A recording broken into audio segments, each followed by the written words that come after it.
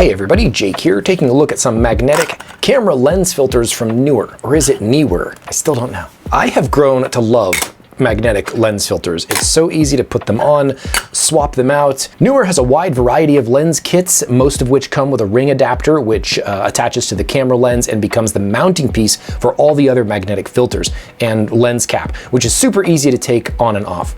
I have the magnetic ring screwed onto my Canon lens here. This is the one I use for still photography, and the filters snap right on as needed. I also have another ring on my video lens for my Panasonic, and I use the same magnetic filters for this one.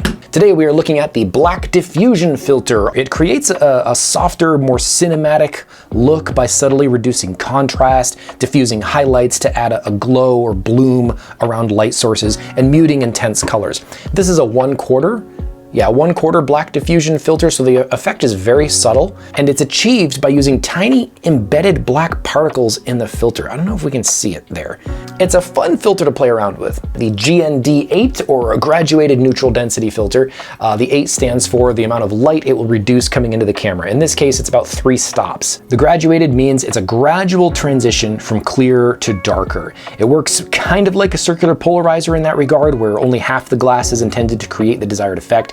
So if you're shooting, for example, a starry sky and you want to expose for the stars and put the dark part of the lens down on the horizon to decrease the brightness level. There are other applications for this kind of filter, but basically what you want is a filter that will do that without corrupting your colors, which Neewer's filters do just fine. You'll get a great, accurate color representation from this. The ND64. A neutral density filter is meant to reduce the amount of light entering the lens without changing the image's colors. So the main thing that you want in an ND filter is one that doesn't give off any color distortion, which is a test that these lenses pass beautifully. I was gonna say pass with flying colors, and I didn't. You know what? That would have been perfect.